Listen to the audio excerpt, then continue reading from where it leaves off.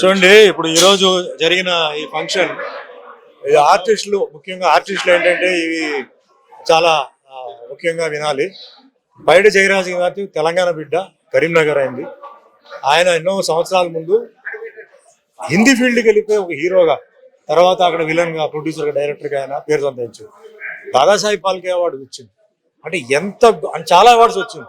ఎంత గొప్ప మనిషి, ఎంత గొప్ప వ్యక్తి అతని గురించి అందరూ మర్చిపోయారు. అలాంటిది మన జయహింద్ గౌడ్ గారు ఆయన గురించి తెలుసుకొని 15 సంవత్సరాలుగా అవార్డు ఫంక్షన్ పెడుతూ, జయహింద్ గౌడ్ గారు వచ్చి గౌడ్ కమ్యూనిటీ అయినా, ఆయన వచ్చి జయరాజ్ గారు కాపు కమ్యూనిటీ అయినా, ఎటువంటి క్యాస్ట్ ఫీలింగ్ లేకుండా కళాకారు, హీరో, మన కరీంనగర్ తెలంగాణ మనిషి అని చెప్పి ఆయన చేశారు.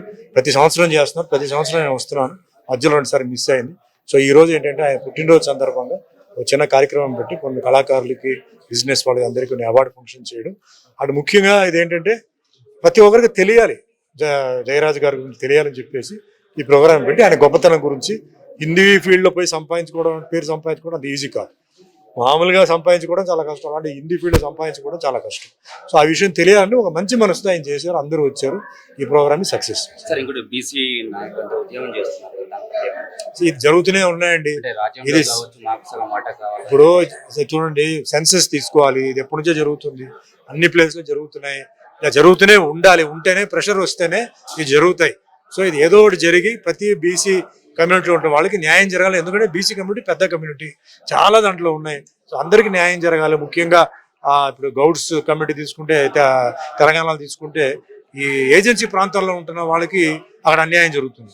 అక్కడ ఏంటంటే అక్కడ ఎస్టీ వాళ్ళు ఏంటంటే వాళ్ళు మెయిన్గా ఈ వాళ్ళ వృత్తిని, అంటే ఏదో గీత కార్మికులు ఉన్నారో అది వాళ్ళకి వెళ్ళింది. కానీ ఇది ఆర్డర్ పాస్ అయి ఉంది, ఆర్టికల్ అన్నీ ఉన్నాయి, కానీ మూవ్మెంట్ జరగట్లేదు.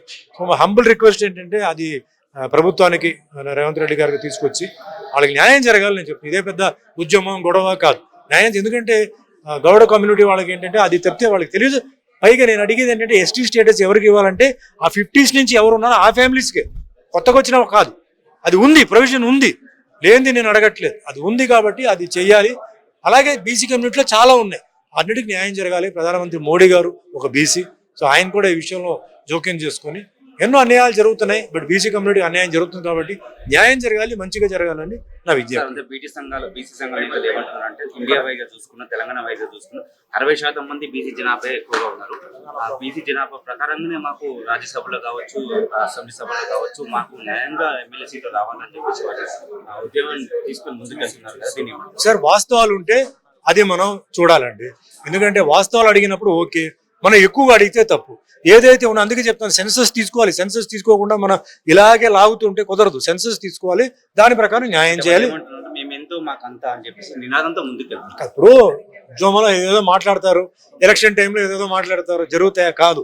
వాస్తవాలు ఏంటి, న్యాయం ఏంటి, అవి చూసి న్యాయం జరగాలి. ఎందుకంటే మేము అందరూ కలిసి ఉండాలి, అంతే. అందరూ కలిసి ఉండాలి. వద్దంటే మీరు ఏదైనా కాంట్రవర్సీ అడిగారు అనుకోండి, కాంట్రవర్సీ అయిందంటే దానికి మీరే కారణం, అంతే. క్యూ న్యూస్ ఛానల్లో పనిచేయటకు అనుభవం గల సీనియర్ వీడియో ఎడిటర్స్ కావాలను సంప్రదించవలసిన నెంబర్ 8688926084. qnewsads@gmail.com ను సంప్రదించండి. లైక్ చేయండి.